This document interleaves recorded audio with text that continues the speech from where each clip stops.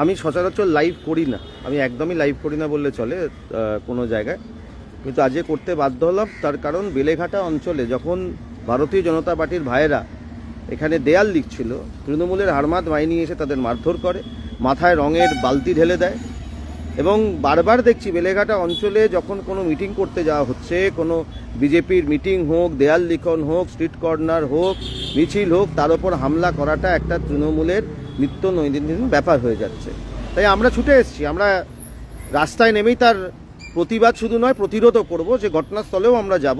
আমি শুধু একবার দেখাতে চাই এই পরিস্থিতিটা এখানে যেভাবে তার মাথায় এখানে রঙের বালতি দিয়ে এখানে তার মাথায় ঢেলে দিয়েছে, জামা কাপড় ছিঁড়ে দেওয়া হয়েছে, মারধর করা হয়েছে তাদেরকে, সেইটা এখানে তাদেরকে দেখানো।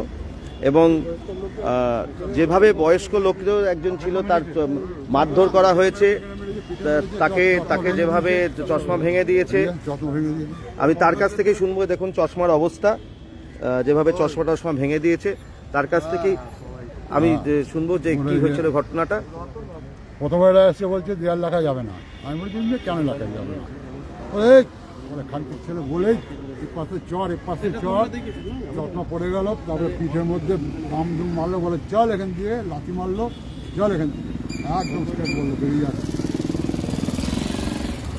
আপনারাই শুনলেন, এবং ওরা ফোন করার সঙ্গে সঙ্গে আমরা সকলে মিলে এখানে উপস্থিত হয়েছি, আমরা সকলে এখানে দৌড়ে এসেছি। এবং পরিস্থিতি বেলেঘাটার এটাই, মানুষকে অবগত করতে চাই। এই যারা উন্নয়ন করেছে বলে, উন্নয়ন রাস্তায় দাঁড়িয়ে থাকে বলে যারা বড় বড় বাতেলা ঝাড়ে তৃণমূলের নেতারা, তাদের দেয়াল লিখতে যখন যাচ্ছে বিজেপির লোকেরা, তাদের এত ফাটছে, আর ফাটছে বলেই আমাদের লোকেদের ওপর তারা এরকমভাবে হামলা করছে, আক্রমণ করছে। আরে হারার যদি এত ভয় হয়, ইলেকশন লড়িস না। তাহলে নিজেরা নির্বাচনে এসআইআর পর হারবে জেনে বেলেঘাটায় হামলার পর হামলা করে যাচ্ছে আমাদের ছেলেদের ওপর।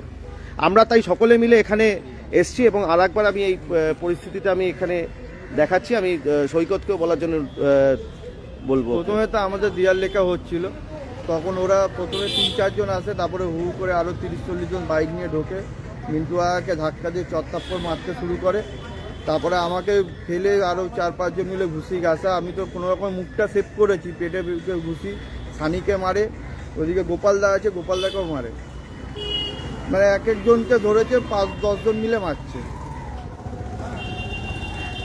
আমরা তাই এই মুহূর্তে বেলেঘাটা থানায় এসেছি, যদিও বেলেঘাটা থানাতে আসাও যা না আসাও তাই, এটা তো এখন এগুলোই সব প্রায় তৃণমূলের পার্টি অফিসে পরিণত হয়েছে।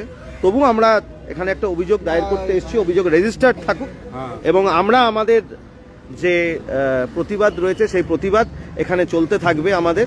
এবং আমরা প্রতিবাদ শুধু নয়, আমরা আজকে রাস্তায় নেমে প্রতিরোধ যেটা করা, আবার সেখানে গিয়ে দেওয়াল লেখা হবে, এবং দেওয়াল লেখা আবার কমপ্লিট হবে।